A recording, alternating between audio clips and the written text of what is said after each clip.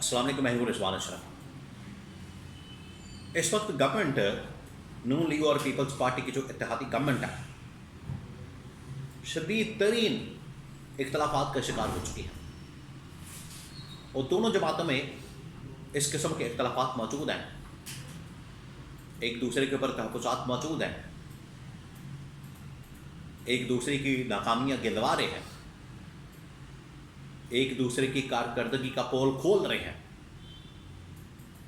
ये हुकूमत ही और हुकूमत में मौजूद इत्तेहादी जमातें ही एक दूसरे के लिए ख़तरा बन चुकी हैं। यानी इनको अवाम से क्या ख़तरा होना है, इमरान खान से क्या ख़तरा होना है, या इस्टेब्लिशमेंट से क्या ख़तरा होना है, ये आपस में ही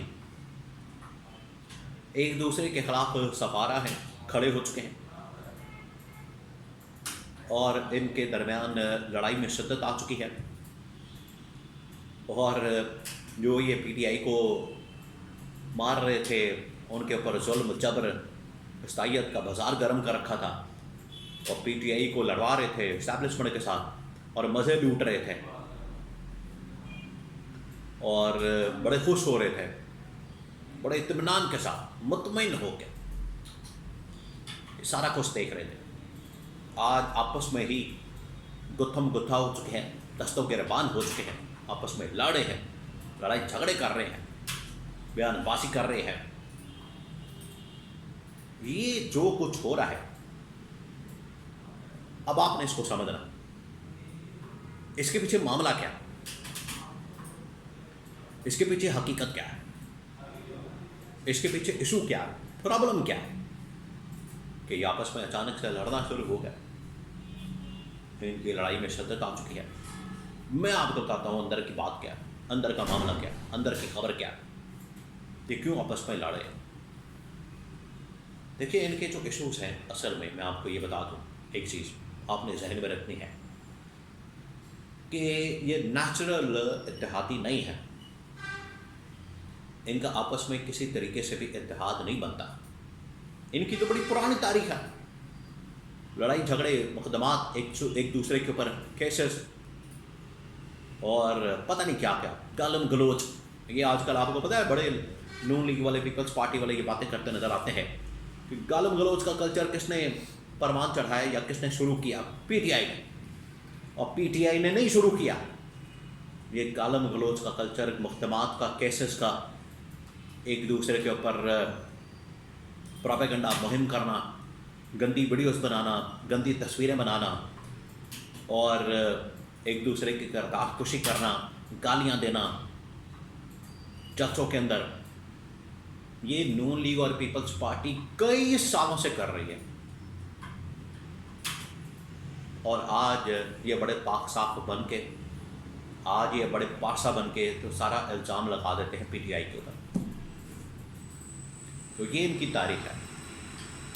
आप उठा के देख लें, पूरा 70s का ज़माना, 80s का ज़माना, फिर 90s खास तौर पर साजिशों से भरपूर, गालम गलोच से भरपूर प्रोपेगेंडा मुहिम। हुकूमत आ रही है, जा रही है, आ रही है, जा रही है। तो ये इनकी तारीख है बहुत पुरानी। आज अगर ये एक प्लेटफॉर्म के ऊपर इकट्ठे हैं, गवर्नमेंट में एक है, इत्तेहादी गवर्नमेंट है, आज ये मिलकर काम कर रहे हैं। ये 2007-8 के अंदर भी इकट्ठे हुए थे, इत्तेहादी हुकूमत बनाई थी, टोटल 6 महीने नहीं निकाल सके थे और इलादा हो गए, पाड़ गए, शराजा बिखर गया। आज इस वजह से बैठे हुए हैं 2-3 वजूहात हैं। पहले मैं आपको थोड़ी सी वजूहात बता दूँ, ये वाली एक बैकग्राउंड दे दूँ, फिर मैं बताता हूँ कि आज इनके दरमियान मसला क्या बना। आज असल में इकट्ठे इस वजह से हैं कि इनके सामने इनका जो दुश्मन है वो कॉमन है और वो है इमरान खान, नंबर 1। नंबर 2, ये सबसे बड़ी वजह, मेन वजह, प्राइमरी रीज़न है इनके इत्तेहाद के इकट्ठे होने की। इनको पता है अगर हम आपस में अलहदा हो गए, पाड़ गए, आपस में हम अलग हो गए, इमरान खान दोनों को एक एक करके खा जाएगा। दूसरा, इस्टेब्लिशमेंट ने इनको डंडा दिया। तीसरा, इक़्तिदार के ये लालची लोग हैं, इक़्तिदार की खातिर ये किसी चीज़ के ऊपर भी कॉम्प्रोमाइज़ कर लेंगे, जमहूरियत के ऊपर, इंसानी हुकूक के ऊपर, हर चीज़ के ऊपर। बाहर निकलेंगे तो बड़े दावे करेंगे, बड़े नारे लगाएंगे जमहूरियत के और पता नहीं क्या क्या। लेकिन हालत ये है कि इक़्तिदार की खातिर ये सब कुछ कुर्बान करने को, एनआरओ लेने को और समझौते करने को तैयार हो सकते हैं। अब आ जाए इनके दरमियान मसला क्या हुआ जिसकी वजह से सेनेट से, कौमी असम्बली से वॉकआउट हो रहा है, एक दूसरे के ऊपर इल्ज़ाम तराशी की जा रही है, माफिया मंगवाने की बातें हो रही हैं, मोहसिन नकवी को असम्बली जरदारी बुला रहा है, ऐवान सदर के अंदर इस वक्त मुलाकातें हो रही हैं। मसला क्या हुआ? 2-3 बड़ी वजूहत। नंबर 1, डिप्लोमेटिकली आलमी सतह के ऊपर जो इस वक्त चीज़ें हो रही हैं, जो शहबाज शरीफ को उसको ऐसे दिखाता है कि जिस तरह से मैं सब कुछ कर रहा हूँ, हालांकि कर तो इस्टेब्लिशमेंट रही है, लेकिन इस्टेब्लिशमेंट इसको सामने रखती है, फ्रंट पर रखती है नून लीग को, और पीपल्स पार्टी बिल्कुल मंजर से गायब है, इनको तबाद में नहीं लिया जा रहा। ये सबसे बड़ी वजह, एक बहुत बड़ी वजह। दूसरा, इस्टेब्लिशमेंट के साथ ताल्लुकात के हवाले से, मामलात के हवाले से, DGI की एक्सटेंशन के हवाले से, और field marshal army chief general Asim Munir की उनके साथ मुलाकातें और एक्सटेंशन के हवाले से, ये वो चीज़ें हैं जिसको लेकर पीपल्स पार्टी बड़ी नाराज़ है, और वो चाहती है कि हमें भी अगर कोई डील होती है, मुकबका होता है, अगर कोई इस बारे में आपकी अंडरस्टैंडिंग होती है, कोई बार्गेन होती है, तो साडा भी हिस्सा विच रखना, सानू भी कुछ ला देना, ये डिमांड। थर्ड एंड लास्ट तो सबसे बड़ा इशू है, ये आपस में बयानबाजी और इस तरह की बातें इशू नहीं है। लास्ट ये है कि अब पीपल्स पार्टी चाहती है कि लाएं, गवर्नमेंट अब हमारे हवाले करें, बिलावल भुट्टो को हमने वज़ीर आज़म बनाना है, क्योंकि डील हुई थी, मुकमका हुआ था, हमारे दरमियान एक अंडरस्टैंडिंग है कि 2 साल 2.5 साल नून लीग चलाएगी गवर्नमेंट, वफाक के अंदर भी, पंजाब के अंदर भी, और उसके बाद ये गवर्नमेंट पंजाब और वफाक के अंदर पीपल्स पार्टी के हवाले कर दी जाएगी। ये एक मायदा है, ये इनकी डील है, उसके ऊपर अब चाहती है पीपल्स पार्टी अमल दरामद होना चाहिए।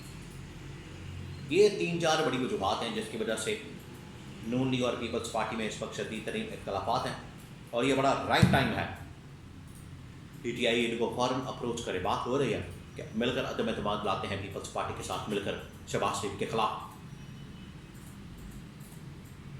मौलाना के साथ रब्ता करें, अपोजिशन जमातों के साथ रब्ता करें। ये बड़ा नादर मौका है नून लीग और पीपल्स पार्टी के जो इख्तलाफात हैं इसमें अपना काम दिखाने का, अपना रास्ता बनाने का PTI के पास बड़ा नादर मौका। तो ये है, ये अब इनके इख्तलाफात ख़त्म नहीं होने वाले इतनी आसानी के साथ, जब तक कि शहबाज शरीफ को ख़त्म करके हटा के पीपल्स पार्टी को गवर्नमेंट नहीं मिल जाती।